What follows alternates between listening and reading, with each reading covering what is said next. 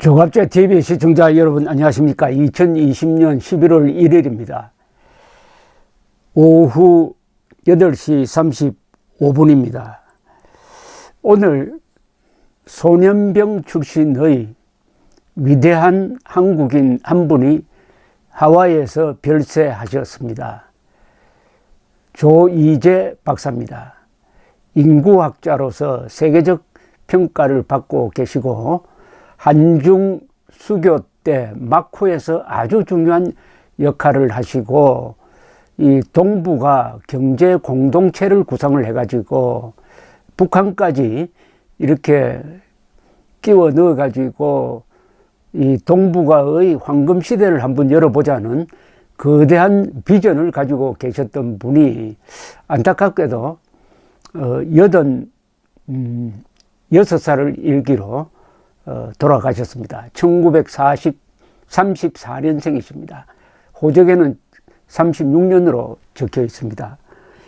이 조이제 현재는 동아시아 경제연구원 API 이사장이시고 하와이 동서문화센터 이 총장도 하시고 하와이 대학에서 아주 중요한 자리를 이렇게 역임하시면서 한국에서 온 학자들, 공무원들, 언론인들을 잘 이렇게 보살펴 주시던 어떻게 보면 하와이의 터줏대감이었습니다.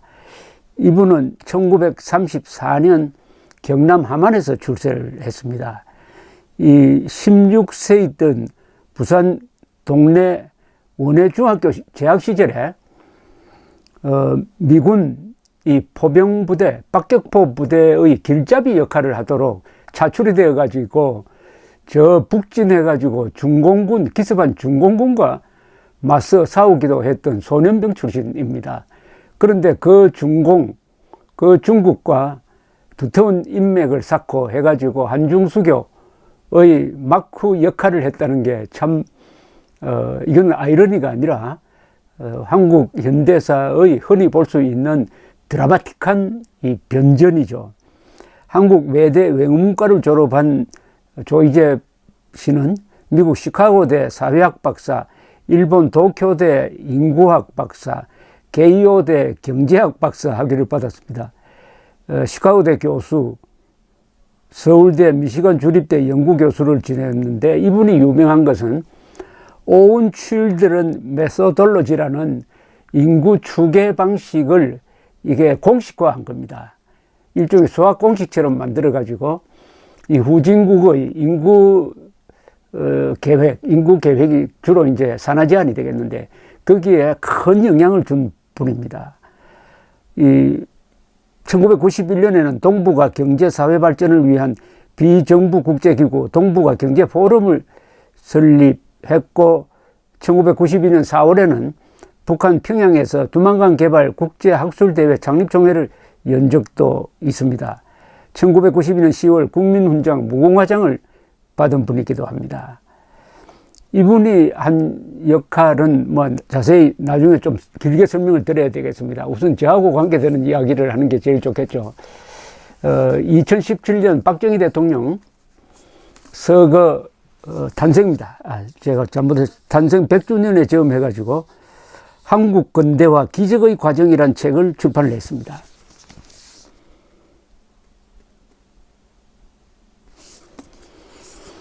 이름도 제목도 근사하지 않습니까? 한국 근대화. 근대화는 한자로 썼습니다. 기적의 과정. 조이제 카트 에커트 편저입니다. 카트 에커트 교수는 하버드 대학 교수입니다. 이 책은 박정희 경제개발연구의 결정판으로 자리매김되고 있습니다. 한중, 미, 일, 러시아 5개국의 군이 있는 학자들이 연구한 한강의 기적에 대한 입체적 조명입니다. 우리 국내에서 박정희 대통령 평가하는 것도 중요하지만 역시 국제적 시각에서 박정희의 경제개발 모델이 어디에 좌표를 찍어야 하느냐 하는 데 대한 객관적인 연구서입니다. 그리고 제가 월간조선 편집장으로 있을 때인 1994년 1월로 별책 부록이 세계적 한국인이었습니다. 여기 보면 정상에선 야성과 5개의 한국인 73명의 인간 탐험, 그러니까 세계 무대에서 활동하는 73명을 우리가 골랐습니다. 그 중에 한 분이 바로 조이제 박사였습니다. 그때는 아주 젊으셨죠. 50대 후반이었으니까 참 세상이 빨리 가기는 가는 모양입니다. 철저한 자기 개발과 다양한 관심이 국제화의 필수 요건이다. 동양적 교양을 갖춘 국제인의 설득력이 필요하다. 조이제 박사가 국제인이 될 수 있었던 것은 외국 문화를 적극적으로 이해하려는 노력 덕분이었다. 문화와 인종의 차이는 분열과 오해를 일으킬 수 있지만 이를 잘 해소하면은 문화가 발전하고 경제가 성장한다는 것이 일찍부터 그가 견지해 온 신념이다. 이 조이제 박사는 세계적 한국인인 동시에 국제인이었습니다. 국제인, 특히 한중일에 대한 관심이 깊은 분이었습니다.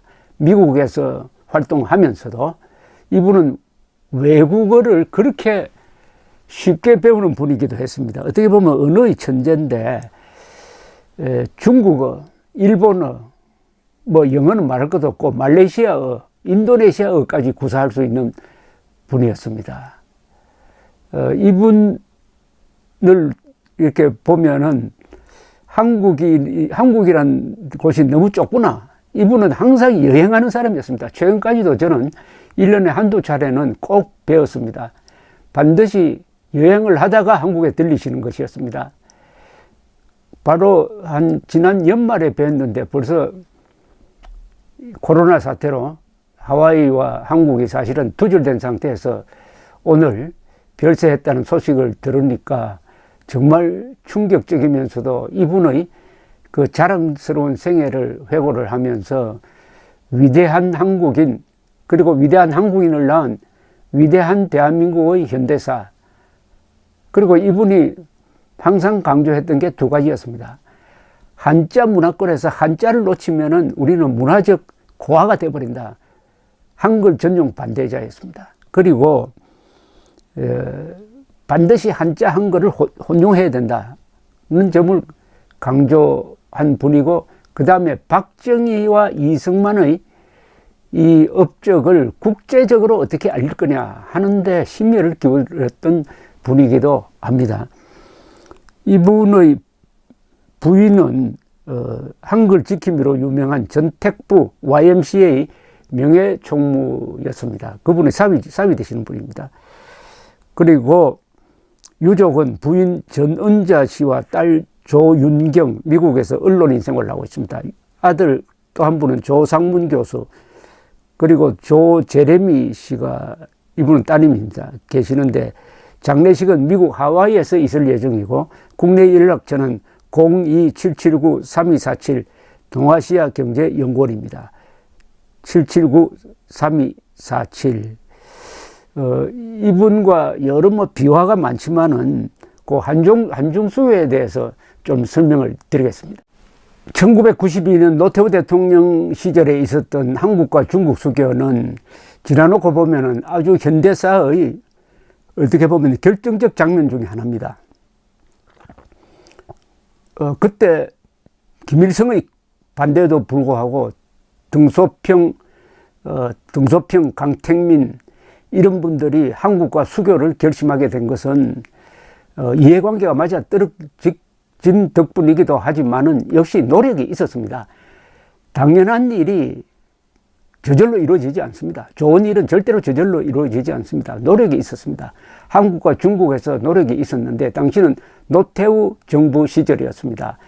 이때 누가 뒤에서 마크 역할을 했느냐에 대해서 여러 사람들이 내가 했다, 나도 이런 역할을 했다, 이런 이야기를 하는 사람들이 많습니다만은 제일 중요한 것은 노태우 대통령과 강택민 주석이 인정하는 사람이라야 그게 진짜 아니겠습니까? 그분이 바로 조이제 박사입니다. 2005년에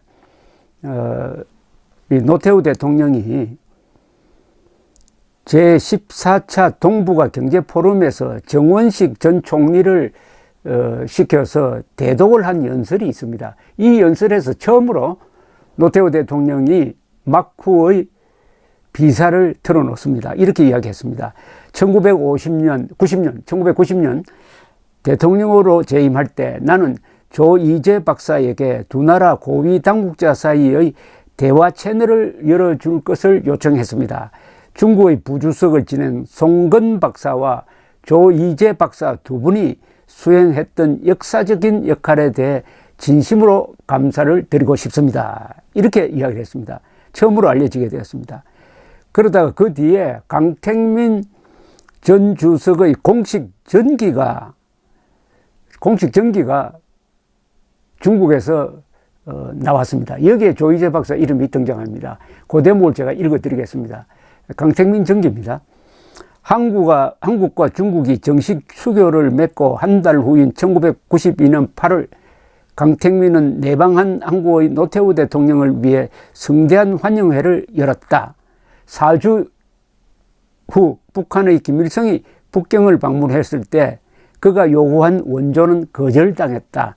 2대의 잠수함, 5대의 탄도 구축함, 18대의 J-8 비행기 대신 아주 제한된 경제적, 기술적 원조에 대한 미약한 약속만을 얻어내는 데 그쳤다. 과학교육을 받은 강택민 자신은 부총리급 국무위원으로서 탁월한 과학자이며 수학자인 송건 박사를 존경했다. 그는 중국 우주항공계획에 지대한 공헌을 한 사람이었다. 강택민은 총서기로 당선된 지 얼마 안 되어 송건 박사에게 당신 생각에 제가 읽어야 될 것이 있으면 언제든지 제 집무실로 보내주십시오라고 했다. 송건 박사가 강택민의 집무실 책상에 올려놓은 것은 과학기술에 관련된 자료들이었지만은 예외적인 것도 있었다. 1990년 겨울 송건 박사의 오랜 친구이자 동료인 조이제 박사는 송 박사를 방문했다.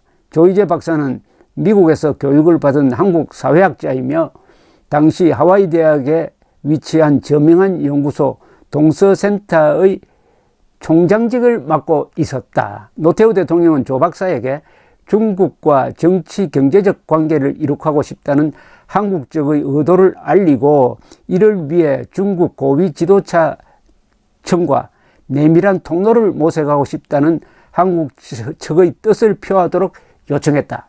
노 대통령의 제안은 조이제 박사를 거쳐 바로 송건 박사에게 전해졌고 송건 박사는 늘상 그랬듯이 이를 강택민에게 전달했다. 이렇게 된 겁니다. 그리하여 중국 쪽에서도 이게 노태우 대통령의 뜻이구나. 노태우 대통령이 한중수교의 의지를 우리한테 전달했다. 이렇게 해가지고 비밀 교섭이 시작되었다는 이야기입니다. 그런데 조이제 박사는 이런 자랑을 공개적으로 하지 않았습니다. 그러다가 노태우 대통령이 공개를 하고 강택민 총석이가 공개를 하니까 그 뒤에 세상에 알려져서 월간조선에 제가 기사를 쓴 적도 있습니다. 조이제 박사는 이 중국에 아주 정통한 분이었습니다. 이분은 또 이렇게 하와이에서 중요한 역할을 하면서도 한국 국적을 유지를 했습니다. 한국 국적을 유지하면서 한국인의 입장에서 그리고 한국인의 국익을 생각하면서 동시에 한자 문화권의 중요성을 그렇게 강조한 분이기도 했습니다. 그러니까 이 트럼프식으로 중국을 적대하는 그런 사람은 아니었습니다. 중국과 한국과 일본이 미국과 더불어 공존해야 한다. 공존할 수 있는 그 공통된 뭐가 있다. 그게 바로 한자 문화다. 유교.